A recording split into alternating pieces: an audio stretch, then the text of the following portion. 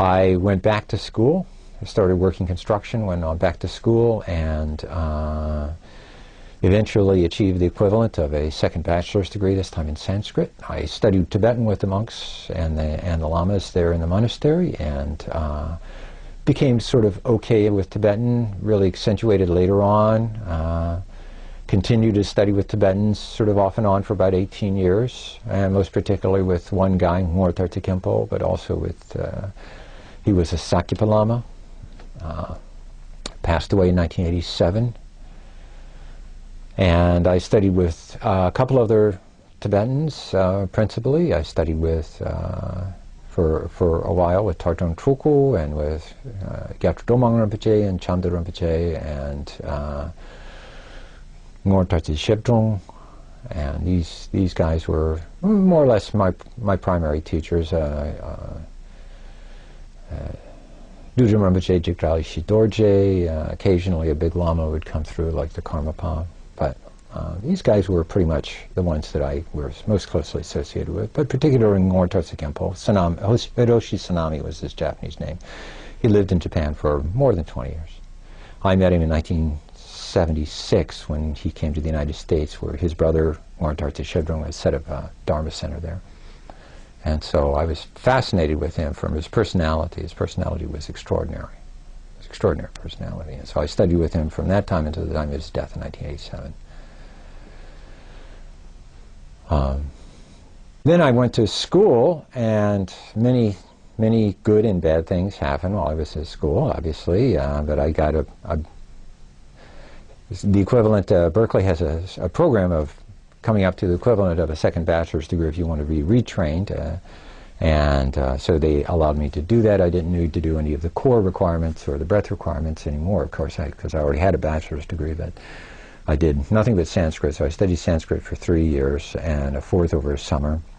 And then I was admitted to a master's program in Sanskrit and did a master's program in Sanskrit at Berkeley.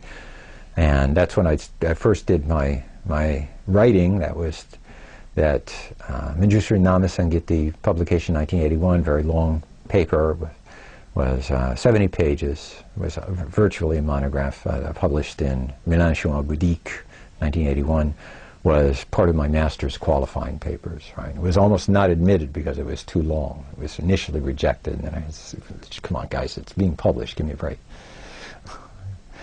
So then I completed a doctoral degree in 1985 with working with Padmanabh Jaini. I was the first one to complete a doctoral degree in Indian Buddhist Studies from the University of California Berkeley. Jaini kind of had no clue as to what to do because no one had gone through his defenses before.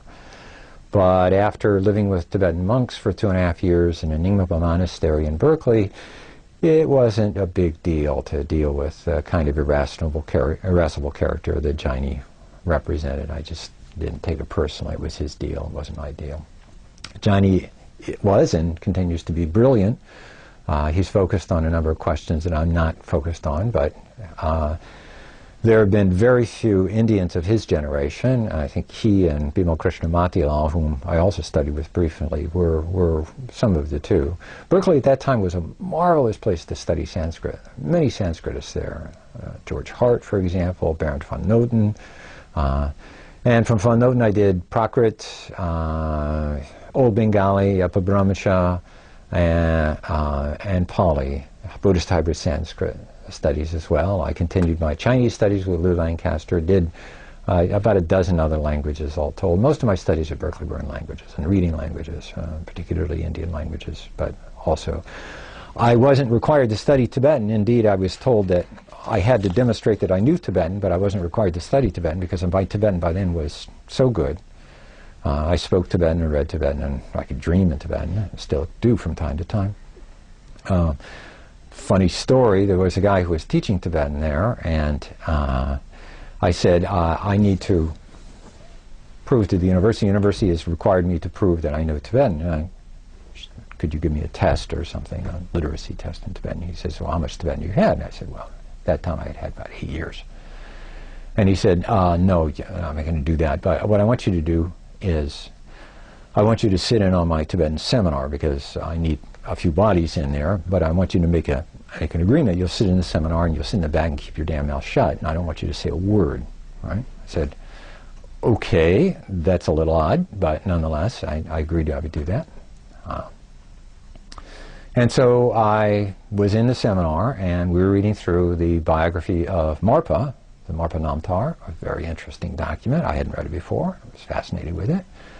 I hadn't done a lot of Namtar, biographical literature before, so that was good. I was enjoying that.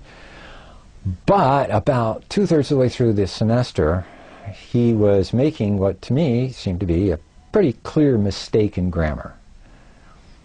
And I raised my hand and I brought this to his attention, and he just started yelling at me.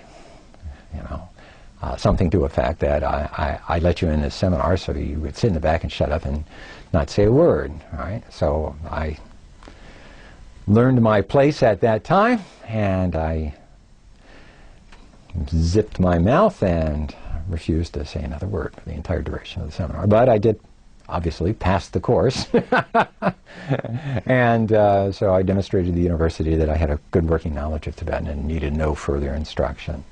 So I easily could have taught Tibetan at Berkeley at that time, since no one was doing it, in my estimation, all that effectively. Right.